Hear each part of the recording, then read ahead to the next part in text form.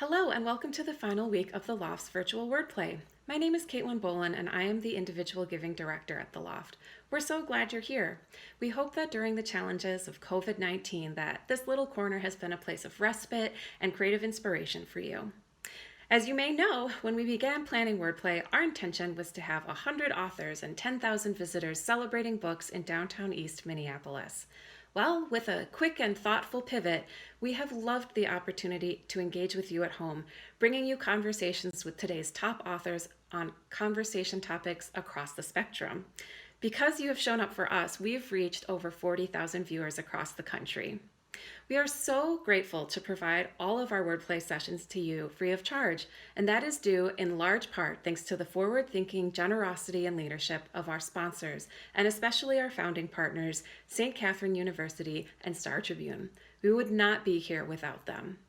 And while their support has gotten us this far, we turn to you, our dear virtual audience members, to bring us to the finish line. This week, as Minnesota raises funds as part of hashtag GiveAtHomeMN, and as we celebrate hashtag Giving Tuesday now across the U.S., we ask you to please consider including the Loft in your giving plans. Your gift of any size allows readers and writers to continue to receive support through classes, fellowships, events, challenging conversations, and more, all at the Loft. And your donation will automatically make you one of our fantastic members. We hope you will support us as we support the literary community. Thank you for all you do for the Loft, and enjoy wordplay.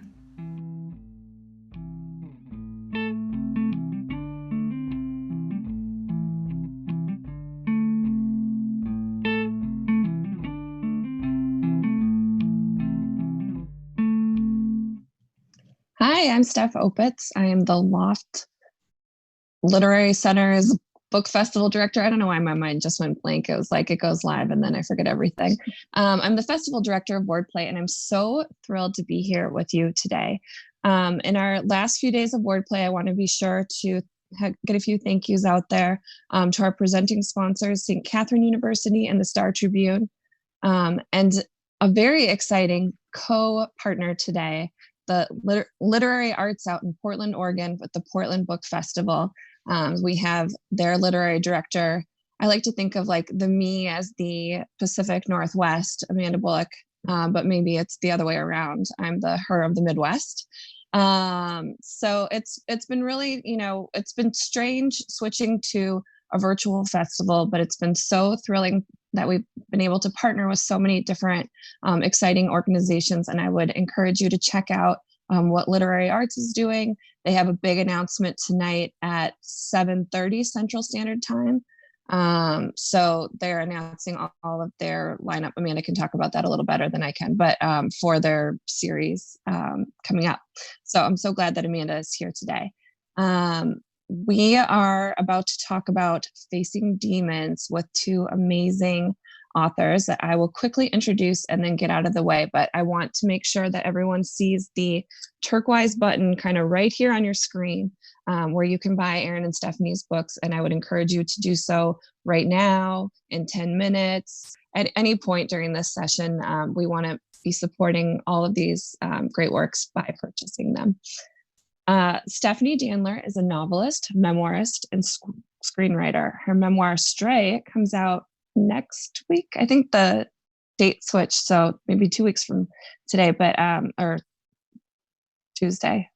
She's the author of international bestseller Sweetbitter and the creator and executive producer of the Sweetbitter series on Stars, which I highly recommend checking out. Erin Khar is known for her writing on addiction, recovery, mental health, relationships, parenting, infertility, and self-care.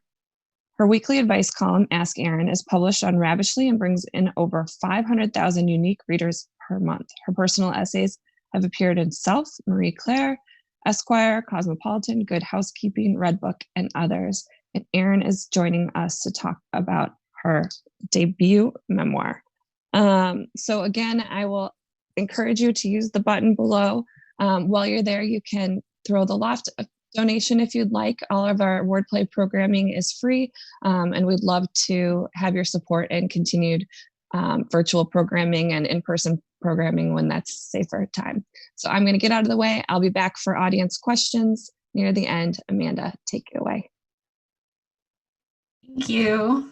Thank you, Steph, and thank you to the Loft for Wordplay and all that you do. It's been really great to see so many of these events all the way out from Oregon. And I'm really excited to be here today with these two great memoirists to talk about their books. Like Steph said, please buy the books. I think the link is right here. At any point, you may do that. You're not even leaving the room. You're still here. So to start out today, to give the audience a taste of your writing, I wanted to start with some short readings. So I wanted to ask each of you to maybe give a quick kind of elevator pitch of your book and read the first page. So we'll do that now. And let's, Erin, do you mind starting? Is that okay? Cool. Thank you. So this is my book. It's called Strung Out, One Last Hit and Other Lies That Nearly Killed Me. It's about my 15-year struggle with heroin addiction, which began at age 13 and ended when I got pregnant with my first son. I'm going to read just one page from the prologue, which sort of sets up my journey to writing this book.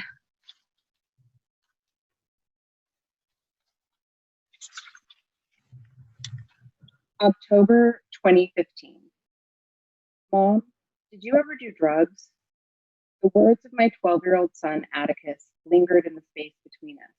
A car horn from the busy street outside could be heard from our fourth-floor apartment in Greenwich Village, punctuating the moment.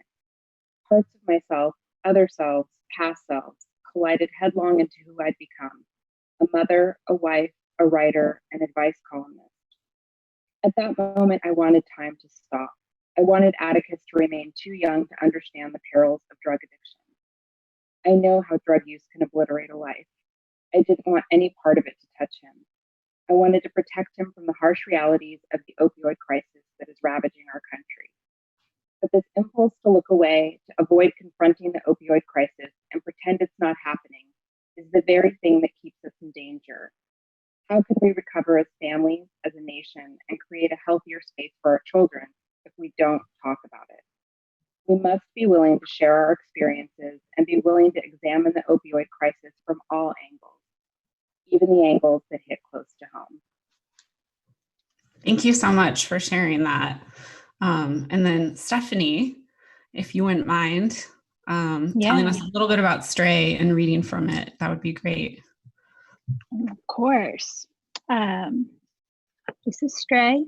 This is my memoir. It is, what's it about? It's about moving back to California from New York, Los Angeles being the place I was born and raised, and confronting the ghosts of my parents who were both addicts, and also confronting myself and seeing how I had inherited that damage and wondering if it was possible for me to move past it. The short elevator pitch. So I'll read from the first page. The list of things I thought I knew but did not know grew quickly during my first weeks back in Los Angeles. A hummingbird dropped dead. Its wings stopped pounding, gravity took over, its body jumped when it hit the wooden deck. I didn't know that the water in my bird feeder was moldy. An omen, asks my friend Eli, who's sunning himself in my yard, his tan a mark of leisure, unemployment, and depression. Is it possible it's a good omen? I ask. No, he says. I stare at the bird and wonder why it chose me to witness its death. I've always been ashamed of the Southern California mysticism I've kept, but there it is, the belief in a divine pattern just outside my field of vision. It's given me the seeking frame of mind that never resolves or rests, but wants to move me closer to a fundamental truth. Mystics, I find, ask why before who, what, where, when, how, a tendency that leaves them bereft of practical knowledge. And this is Los Angeles, a town full of oracles, con men, real estate speculators, all high on self-delusion, self-gratification, marijuana, and a shitload of quartz. I had just come outside from writing about my father. The writing made me physically tender. Flu symptoms would flourish and I'd sit in the sun until they passed. I've moved here in the middle of fire season. A knuckle-cracking wind flies through Laurel Canyon, where I've found a cottage to rent while I wait for my next life to start. Every snap of static is a potential spark. Thank you. So I want to, since we heard from the beginning of the books, actually, I always like hearing from writers where this book started for you. Like, what was the seed of this book for each of you? And maybe related to that, when did you know it was a memoir? I don't know. I can call on you, or you can, if anyone wants to jump in. Sure. So Yeah. I had started writing about my past drug history several years ago, and I've had this advice column since 2009. It started on my blog, and then I moved it to Ravishly. And in the advice column and in my personal essays, I became more and more open about my past. And as I did that, I really started realizing that it was a story that I felt like I had to get out there before I wrote anything else. And I had a writing teacher tell me years ago that she believed that I had a memoir in me. And that sort of stuck in my head. And I thought about, the young Erin and sort of what I went through. I started with drugs at such an early age. And I set out writing this book as the book that I needed when I was younger. And I also wanted it to be a window into addiction that maybe isn't told as frequently. I was young and female and on heroin and lived a double life where I hid my addiction for 10 years from pretty much everybody in my life. So I think that it's easier sometimes for people who don't understand addiction to see it through a lens of that they haven't seen it through before. So that was the sort of impetus and genesis of it. Thank you. Stephanie? Yeah. I moved back to California in 2015, and I found myself writing about my father, who was a crystal meth addict, and his life had completely unraveled due to that addiction 10 years prior. And I'd never talked about my parents with anyone. I had never written anything personal like this. And then I had to write an essay for Vogue, and I pitched them this piece on jewelry that was really cute and clever. And they wanted some alternate pitches. And I was like, oh, I could write about my favorite books, or I could write about my dad's crystal meth addiction. And I thought, it's Vogue. They will never pick that. They did. I tried to pull the piece twice, but I think the writer in me was very attracted to the challenge and to how urgent the story felt. That's what I was writing when I was alone. And it was coming out of me with sort of a feverish intensity that I really respect when that is happening, and I try to follow it. 2 years before I could tell anyone that I was writing a memoir, I sold my first book, Sweetbitter, as part of a 2-book deal, and I had sold them a novel as the second book.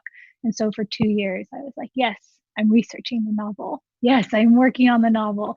And then I called to tell them that I had a book of personal writing. I was still really scared to say memoir, terrified actually. And they were like, what's personal writing? What does that mean? What are you turning in?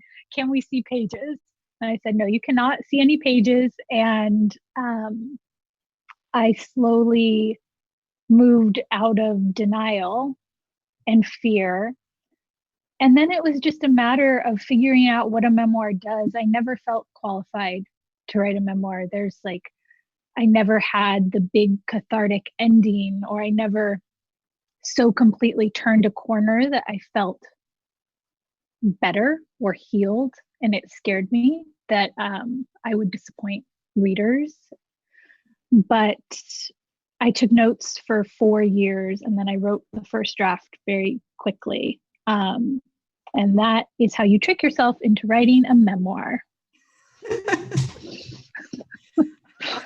Thank you for the tip. Oh yeah, no, it's like a lot of denial and confusion and lying to people, and then you have a book. So. Presto. You both mentioned that you do other forms of writing. Stephanie, you've published a novel and you're a screenwriter, and Erin, you have an advice column. I was wondering, you touched on it a little bit, but if you could talk a little bit more about how the other kinds of writing you do informed the process of this book and how you approach this book. Well, so I'd say that I probably write across like several different genres. I write personal essays, I have the advice column, I've written short stories that have been published. And the way that I looked at writing the memoir is that I wanted to take my, I looked at it as taking my story, and then there's me as the narrator, and then there's me as the character in the book. And I really wanted to have the voice of the character play out at different ages throughout the book, while the voice of me as the narrator was still there. So in some ways I had to look at sort of like the arc in the book separately from me, if that makes sense. Because it's when you're writing about things that are so deeply personal, and you really need that little bit of distance from it as a narrator as well. At least I did. And I think the other thing that I had in the forefront of my mind when writing this is that I had to be willing to be unlikable as a character in the book. I had, I grew up sort of like really wanting people to always like me and love me and validate me. And to be able to tell my story really honestly, I had to get rid of that notion of being likable. And I don't know if that really answers your question. I think I took elements of what I do in other forms of writing and sort of applied them. I really liked what you said about the separation between the character and the narrator of the book too. So. Yeah, I find that to be the most essential component of nonfiction writing, because it's natural in a novel that you have constructed this character and he or she is malleable and she can serve any purpose. And in a way, you almost need to do that to yourself. You're bound by fact and what happened and on what date, but you need a little bit of objectivity, and like you need to let them get hurt, like me in 2015, like I needed her to be ugly. I needed her to be arrogant or immodest or deeply in trouble and know she was in trouble and still make bad decisions. And the likability cult, like you're working against something that you've been ingrained with since the minute you were cognizant of being a woman, in my case. So that was all really different and more difficult than novel writing. I will say that I think the key to writing Stray, just from a technical point of view, was that I had learned how to outline in writing television, that I had learned a method of note-taking on note cards, notes that represented beats of a story. And Stray is a non-linear memoir, and I think the first draft of it was deeply confusing to anyone who didn't know me and my entire life story already.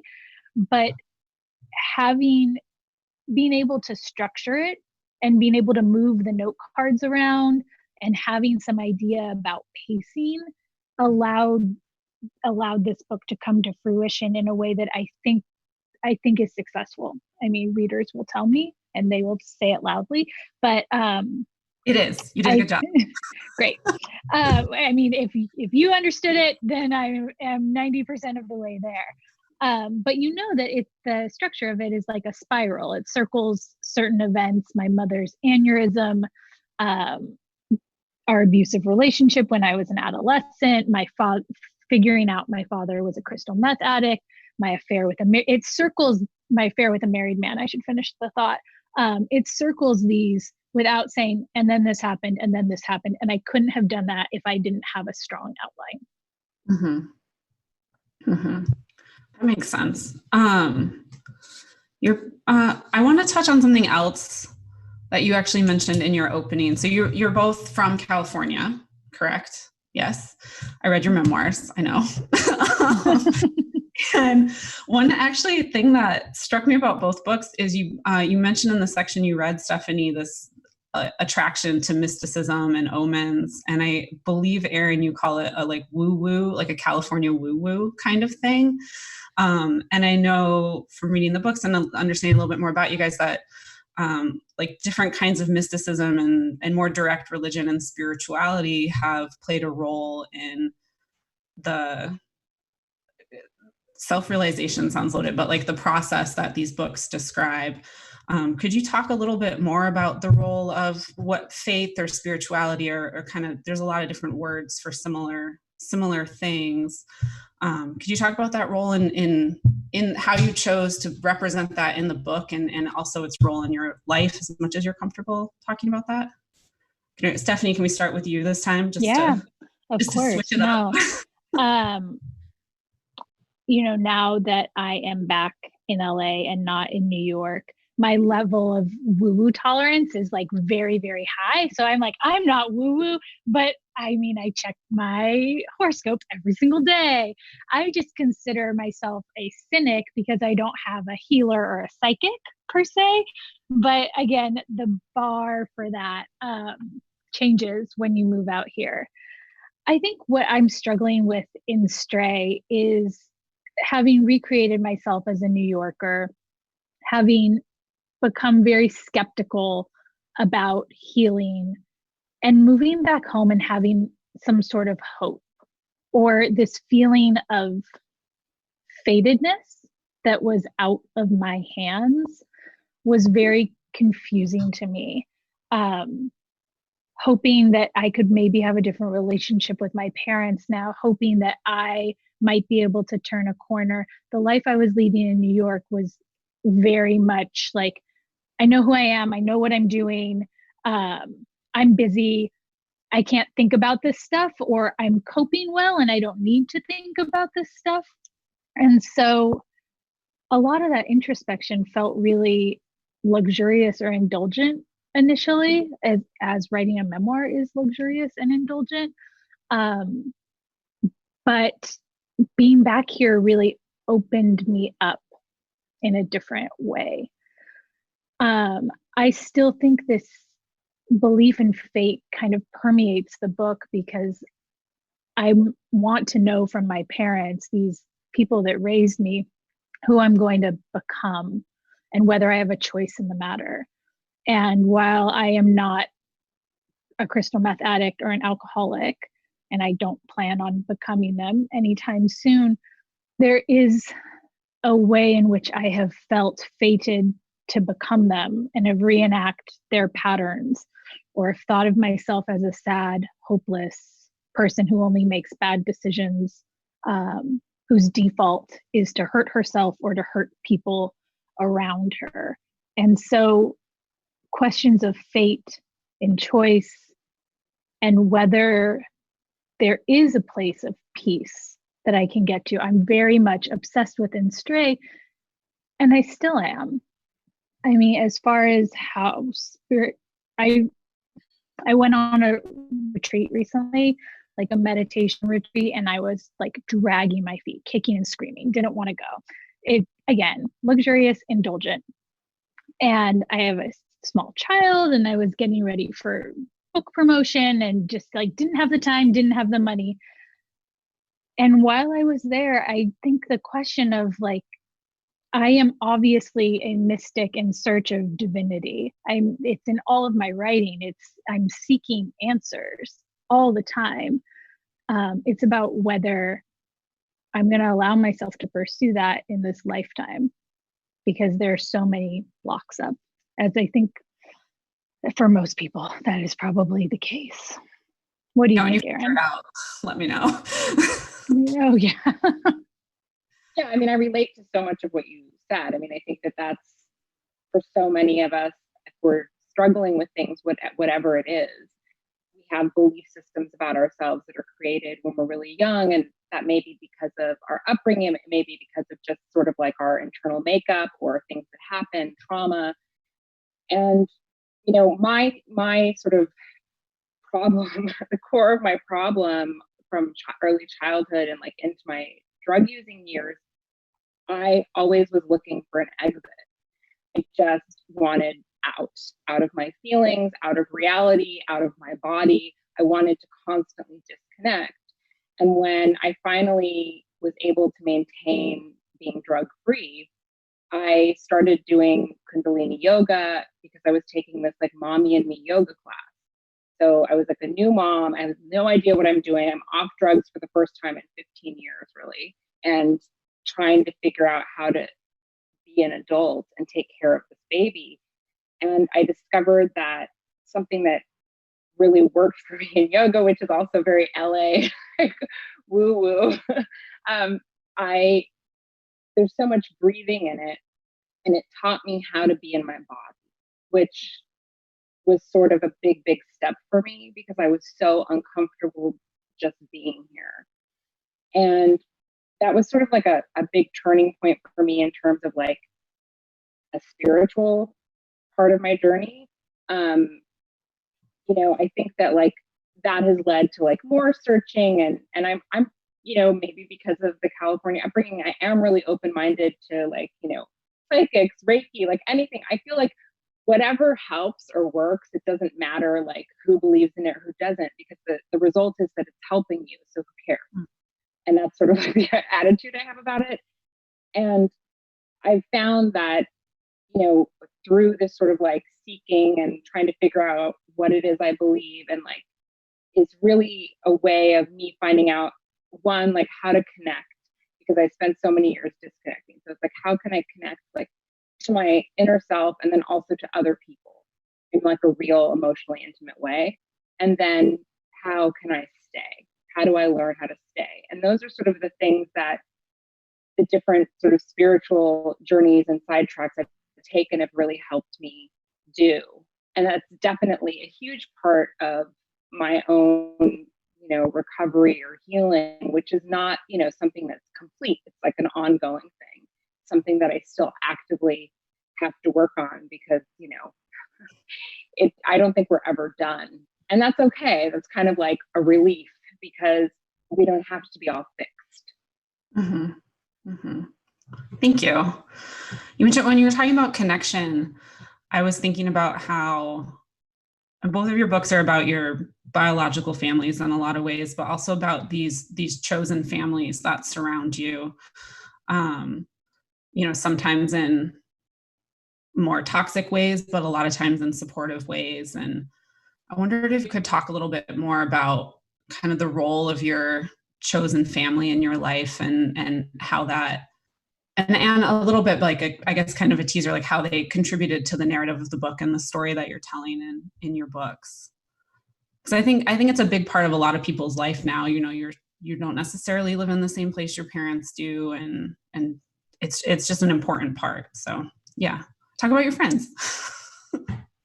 I'll start. I think that my first book, Sweetbitter, was a novel set in a restaurant, but it was so much about choosing a family and your workplace family, and how it could be both beneficial and amazing, but also really toxic in the way that regular families are. In Stray, I think one of the big turning points of the book is in, asking myself this question, am I going to become my parents? Am I going to become my parents? One reason I'm not my parents is because of how deeply I love these people and how they keep me accountable and connected. Just like most addicts, I have a tendency to isolate and hide, especially when I'm ashamed of what I'm doing or I'm in pain and ashamed of my pain. And it hasn't been an easy road. The people that I write about in Stray, I've been friends with since I was a teenager. And there were many points when I would try to do this trick of dropping off the face of the earth. And, friendships that required maintenance aren't real friendships. And it has been a lesson, these people constantly calling me back to them and keeping me close. And now these are the relationships. I mean, this is where I spend holidays, and these are the people that show up at my book launch. And now that I have a child, this is who I'm raising that child with. And I really do think, writing has saved my life. I think luck has saved my life, but these friends have 100% saved my life and kept me on the earth. Erin, you also talked about how, in your book, about how you would try to push people away a lot. So could you talk about that a little bit too? Your chosen family. I would say when Stephanie was talking about that, I'm like, oh, that's exactly what I did. I mean, I constantly, I wanted so desperately to feel loved. And then the second anyone would show me love, whether it was romantic or platonic, like I would do really act out in horrible ways to like push people away from me. And so many of those people, even though I maybe put them through things or pushed them away and hadn't been a healthy part of their life at one point, those people still showed up for me, and some of them quite literally saved my life. And I think that, going back to sort of like a spiritual thing, I do think in some ways, I've had those thoughts of like, that there are people in our lives, like we're in each other's lives for a reason, or there's sort of like a, whether it's like a soul agreement or whatever it is, there's these certain people that have been sort of touchstones in my life. Many of them are still here, some of them aren't. And I can't imagine how my life would have played out if they hadn't stepped in at certain moments. I wouldn't be here if many of those people hadn't saved me at different points. And so friendships and sort of the family that's created out of friendship is a huge part of my story. Even though I have a really good relationship with both of my parents now, I didn't growing up. I really had, I struggled with my relationships with them. And so I think that that's a sort of like the woven fabric behind me through the whole trajectory. Mm-hmm.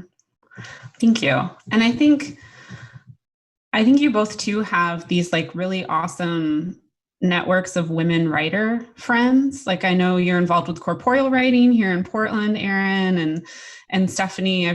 You're so supportive of other writers and other things in your social media and with your blurbing and everything. How did you find your writer people? How did you find that network of support? Well, I mean, with corporeal, I took a online workshop with Lydia Yukinovich, and some of the book I took two back to back, and they were written some parts of the book were written in workshop with her, like the early stages. And she wrote the introduction to my book and has been one of those people who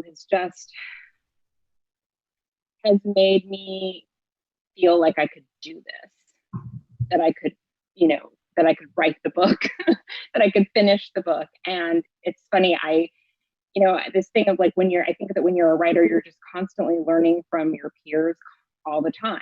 And my life is really busy right now, but I'm taking another online workshop through corporeal writing right now on the narrative braided essay, because I needed some of that like learning part of writing back in my life right now. And I think that just never stops. And the internet,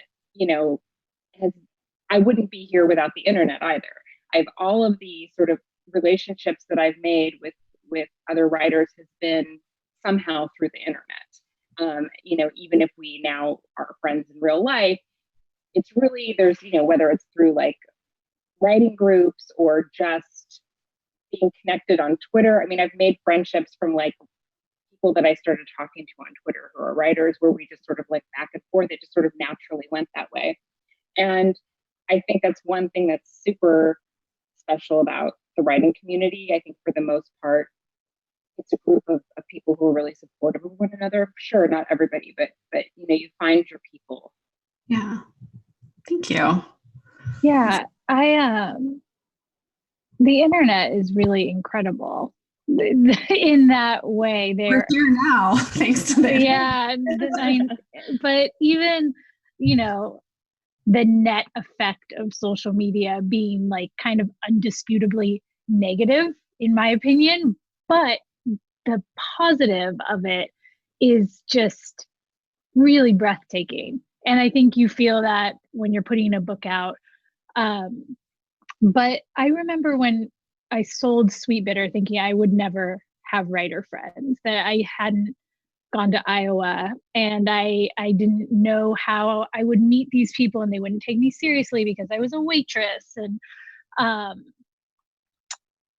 I started going, well, actually on that, I also think that I had been taught that there's a kind of like scarcity model in publishing, which makes people really competitive, right? That like two young female writers can't exist at the same point because one of their books has to live or die. And in the process of putting out Sweetbitter, I realized that it's just not true.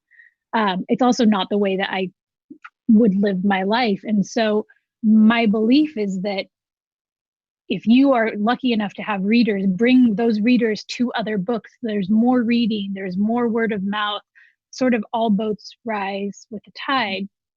And slowly going to artist residencies, going to book festivals.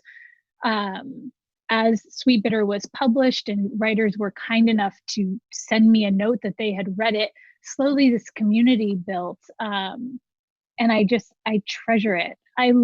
I don't always have time to blurb, but I make the time because I have been the recipient of so many acts of kindness. And I feel that it is like a huge part of the job to put it back out there in any way, shape, or form.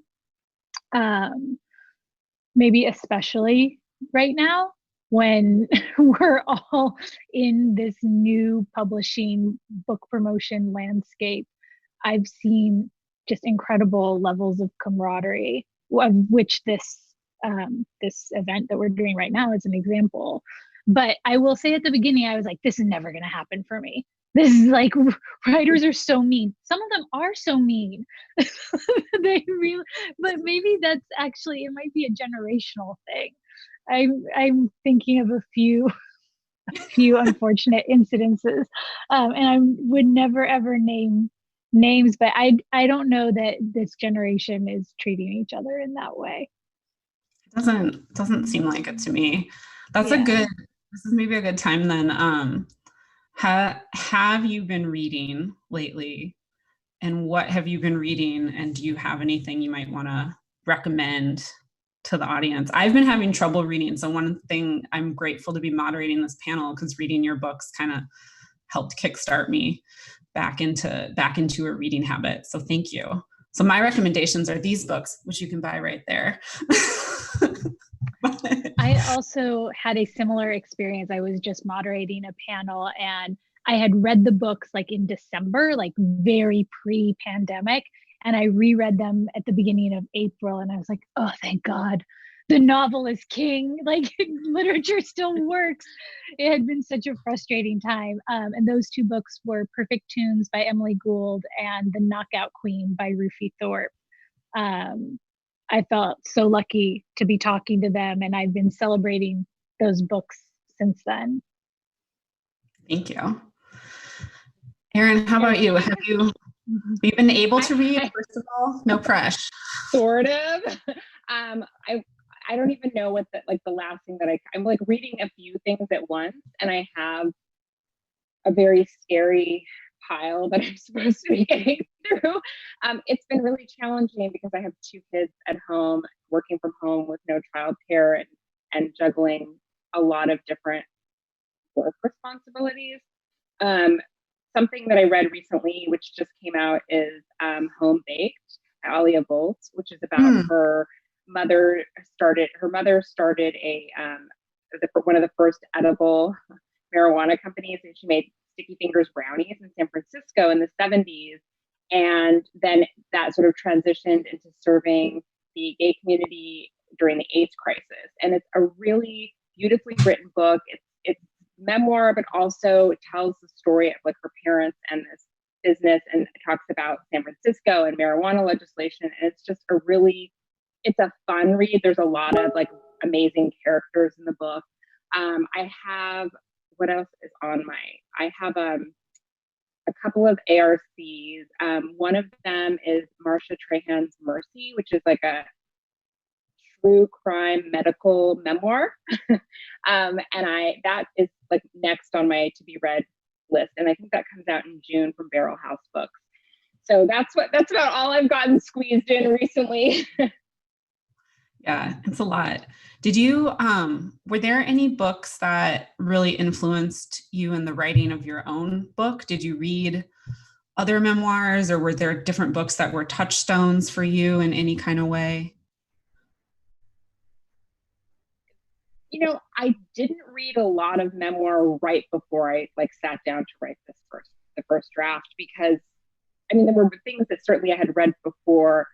Mm-hmm. I often think about like how influential Prozac Nation was for me, because I read it when I was pretty young, and I really loved the intimacy that Elizabeth Wurtzel had as a narrator with the reader. And that was something, you know, I didn't try and emulate her, but I wanted to create that in my book too. I wanted to be able to have it feel like a conversation. So that's the only one that really comes to mind as like a direct sort of something I had in my mind while I was writing it. Stephanie, I read 100 memoirs because I was like, how does one write a memoir? I read everything from Mary Khar for the first time to Nabokov's Speak Memory. Like, I wrote myself a syllabus. Books that I felt like I was really in conversation with. And again, stylistically, I don't think Stray has much in common with Didion, but she wrote a nonfiction book called Where I Was From that is like the driest, most boring version of Didion. It's like so anti-confessional for a book that is about being from California, but it was perfect reading while I was writing because it wasn't personal. It was like a textbook, and it was still so sharp and insightful, and I found it really compelling. But there was no way that it would overflow into my own work. And then Melissa Phoebos's Abandon Me formally was really, really important. Jesmyn Ward's The Men We Reaped. And then this is an addiction memoir, which I hadn't read many of before this, but Nick Flynn's Another Bullshit Night in Suck City. I mean, between those three, I was like, oh, there are no rules in memoir structure. You can write in vignettes, you can write in circles and spirals, you can write in essays. And so those three gave me a lot of freedom. Nice. I like that the different structures actually gave you freedom to just do your own thing. Yeah. Totally. You need to see people breaking the rules successfully. You can suspect that you can break some rules, but I like to know that someone there has to be a rule that you can break the rules. Yes. I like that. Was there? I'll ask one more question, and well, maybe I'll ask one more. I might ask more. I'll ask at least one more and let people know that there is a Q&A box, I believe, on the Crowdcast. So now is the time to get your audience questions in, because we'll go to those in just a minute.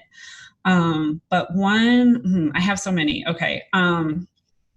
Let's go with, was there anything, or what did you learn about yourself while writing these books that most surprised you about yourself? It could be nothing, but I feel like a lot of the books are about you getting to know yourselves and like describing that in the past maybe. So I was interested in this idea of how the story of the book is that process, and then revisiting it again, like not recycling, but like cycling through that again through the process of writing. Was there anything that was especially surprising, or maybe in the research process, going back to your own past? What was the most surprising?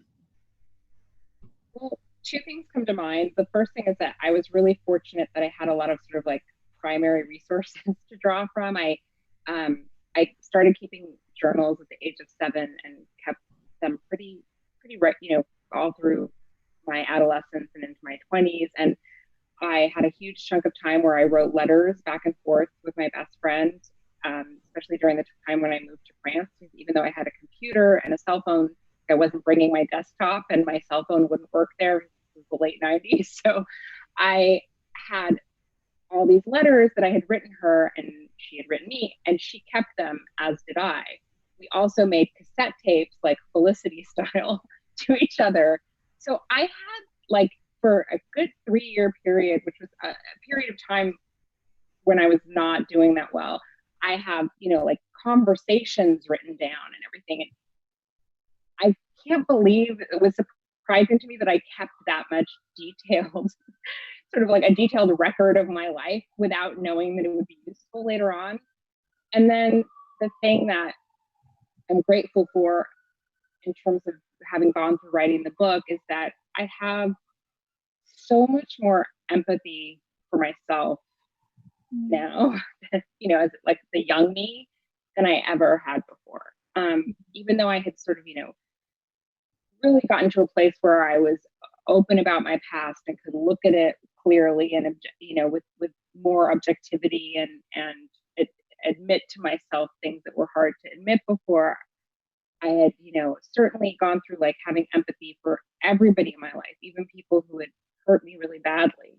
But I didn't quite have the same level of empathy for myself, and have that now. And that was kind of a big deal. Because, I think that so many of us have always been so hard on myself that to kind of allow myself the space to include me in sort of the compassion that I show others was a really, really sort of like rewarding experience. Thank you. Yeah, I wish I could give that answer. I want to give that answer. Off of what Erin was saying, I write a lot. I journal a lot, but I also I email a lot, which is the equivalent of letters these days. And so the time period that I was writing about, 2015, the present tense part, and even 2005, which was the year both my parents collapsed, there was a lot of material. I also keep WhatsApp transcripts of my conversations. And so in the case of this relationship with a married man, I had like 600,000 word transcripts.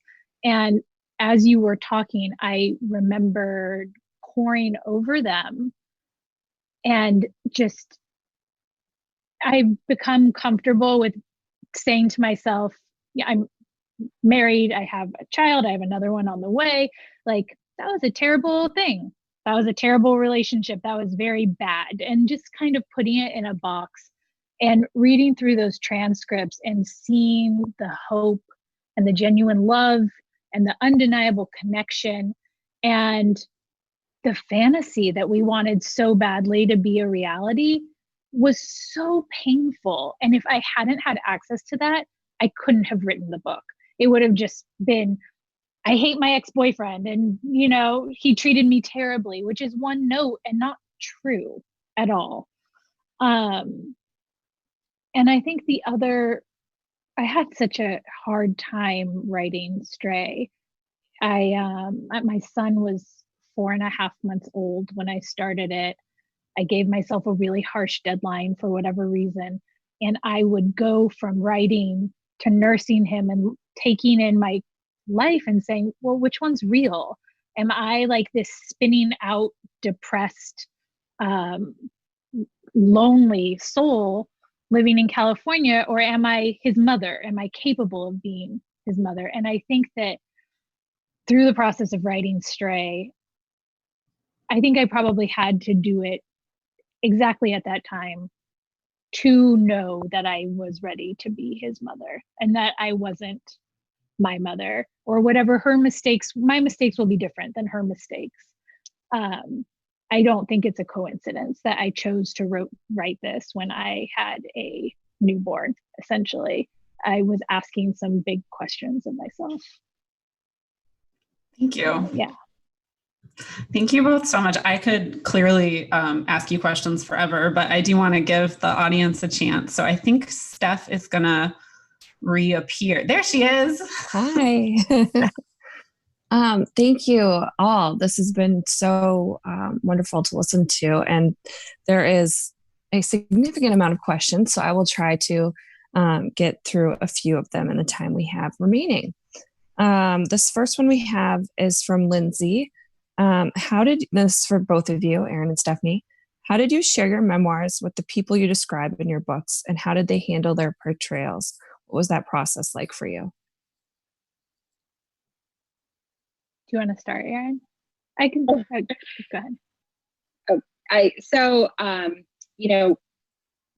For a couple of the ex-boyfriends where their relationships were heavily portrayed in the books, I contacted them ahead of time and told them about it and asked them if they wanted to read it. None of them did. They have read it since, but nobody was concerned about their portrayal. I changed names and everything in the book, but anyone who knows me would know who was who. With my parents, I gave them, when I got the ARCs, I sent them both a copy of the ARC. And, I think it was especially difficult for my mom to read the book, but I think for both of my parents, I can understand that. I wouldn't want to read this if this was my son writing it, but they were both really supportive. And I think it was difficult in that there were, parts of my childhood and their parenting that weren't easy for them to sort of confront, but they've been really supportive and great. And, I don't know if there's anyone that has a problem with the way that they were portrayed. If they do, they haven't told me. The only other person in the book that hasn't read it is my ex-husband, but I told him like point by point, like what was in the book about him, and he didn't seem to mind. So, but it is interesting sort of thinking about the way that you portray people. And I definitely wanted to always shine the harshest light on myself and not tell anybody else's story in terms of like anything that I wrote about in regards to somebody else. I wanted it to be through my lens and my experience, not like filling in what their experience was, so that I didn't sort of like have the reader suppose anything about them that wasn't accurate. That makes sense. Yeah, I also was really conscious of not telling other people's stories. There's another version of this memoir where I go and investigate my parents' past or I summarize what their childhood must have been like or their adolescence. And this book was so much about my experience and their absence that I wanted to just write about that absence. It's gotta be just so hurtful and scary to be written about. I think this is why I don't date writers. I mean, I can't imagine how vulnerable you feel, not just because of the depiction, which you may or may not like, but because someone else is controlling the story. And I know it must have been really painful for everyone involved.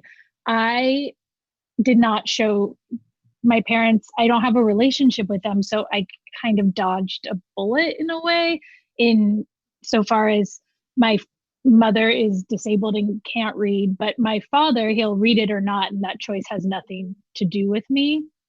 As far as the other people in the book, I showed my sister, I showed my best friends, I showed my aunt, the major kind of characters. They were all really supportive.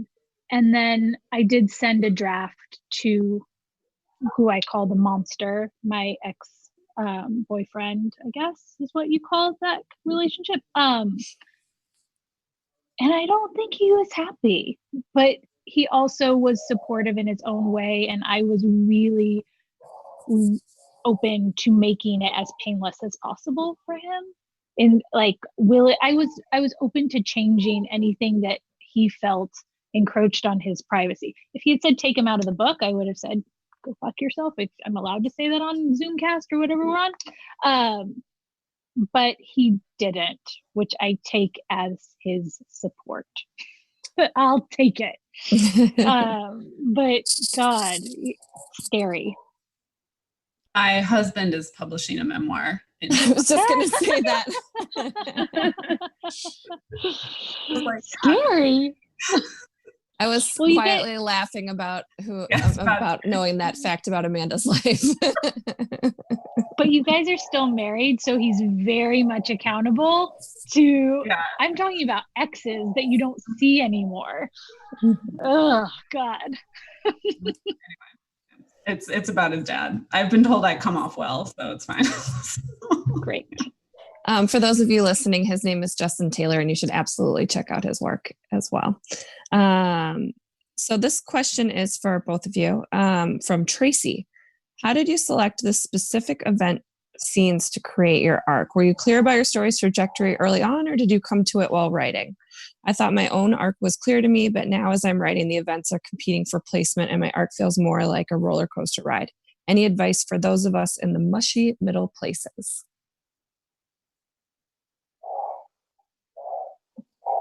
I'll go.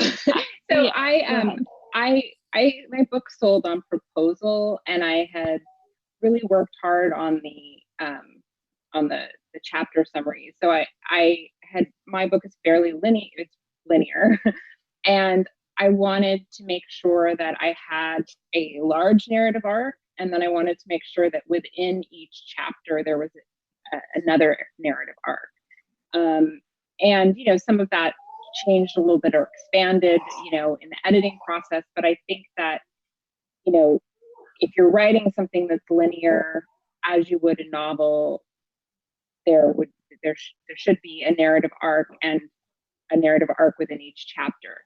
That said, there are lots of ways to write a memoir, as Stephanie has talked about and gave some great examples. I think that if you're doing something non-linear, I think that it's a matter of still finding a narrative arc through those pieces that you put together and thinking about the pacing. Yeah, absolutely. I think even with a nonlinear memoir, I have 3 sections: mother, father, monster. So that's an organizing principle to begin with. And within each section, there is a climax. And I was aware of what those scenes were going into it. In my mother's section, it's me trying and failing to take her to the doctor. In my father's section, it's coming home, not knowing that he was a crystal meth addict and being in a really dangerous situation with him. And in the monster section, it's the breakup of the relationship that I was referencing earlier. And so again, with these note cards, or with however you outline, if you're able to see where that is, and it's going to come probably 2/3 into the section, everything that you write needs to be serving those big scenes. So there is still a lot of pacing, momentum. But what I just described, to answer our listener's question, is a roller coaster. That's something that goes like mother, father, monster. And so I don't think that your book necessarily needs to build to a climax in the 2/3, like a perfect Aristotelian dramatic arc. It can be a roller coaster. There can be several moments. If you find that things are competing with each other, that's great. That's sustained tension. Like, that is so good for storytelling. And so I would lean into that, is my advice for that specific situation. Sorry, I muted myself because I could hear my infant and I didn't want everyone else to hear her. I think we have time for one more question. So let's see where the one I wanted to ask just went. Okay, this question is from Allison. I forget what writer said it, but I once heard a memorized reply in response to someone asking, how did you remember all of it? The person said, I didn't remember it, I wrote it. Did you feel that you recalled much more as you wrote? Did you feel like you had to make certain elements up to serve a general feeling? I think what Erin was talking about earlier, having these like sort of these transcripts of life, having material, I mean, that's the best pitch I've ever heard for why writers should keep notebooks, even if it's tedious, or why you should write that long recap email to a friend. You're recording your life. You're doing half the work, you know, maybe more than half the work in real time. I was very careful not to use dialogue that I didn't have backup for. It's in the case of my parents and my ex, just because I never wanted, it's so presumptuous to put a line in quotation marks and say that this is exactly what you said. That to me feels like journalism. That feels like something that needed to be recorded. And so there's a lot of, in those cases, there's a lot of summarizing of conversations or the back and forth and what we were talking about and how it felt to be in the room and what I was wearing, that doesn't rely so much on like super specific fact. Like I have a photographic memory and I remember this. But I don't mind when memoirs do that because it's remembered. It's a remembered true story. So you have the subjectivity kind of built into the form. Yeah, I mean, I think even I've said, you know, in talking in interviews and stuff about having these primary sources, they're still like through my lens. Like maybe I got it wrong, even though I wrote it like an hour after it happened, maybe I have it wrong. But, you know, I think in terms of being as accurate as possible with sort of what the facts of events were, I use those primary sources, and anybody who was there that I still have a speaking relationship with, I asked. You know, there were certain things that I asked my parents how they remembered them. And there were a couple things where like my parents remembered something differently, but they're like, but I don't know that my version is correct. You know, they've said that. So, you know, I think there's in a memoir, you just know going in, it isn't journalism. It is one person's lived experience, like created into a narrative arc. So I think that that's sort of how you have to look at it when you're trying to get it all as accurate as possible. Well, thank you. Stephanie, I think you're muted.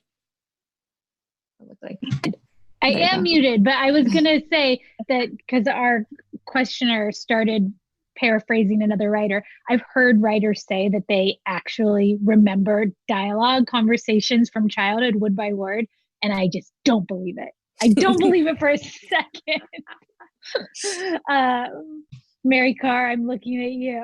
I think she's so talented, but I just don't believe that she remembers those conversations from when she was 7. But you know what? My brain is very limited, so that just might be a failure of my imagination. I love it. Well, thank you so much for joining us today. It's been so great to co-present this event with Literary Arts and the Portland Book Festival. And just to remind you all that Literary Arts will be doing their lineup of their 36th season of Portland Arts and Lectures in about 3.5 hours. So stay tuned for that. Stephanie Danler's Stray is available for purchase right here at this turquoise button, as is Erin Khar's Strung Out. Please support our authors by purchasing their books and support the Loft if you have a few extra dollars to spare so that we can keep programming like this going. Thank you to everyone for joining us today. It's been a really wonderful conversation. We appreciate you coming to Loft's Wordplay. Thank you. Thank you.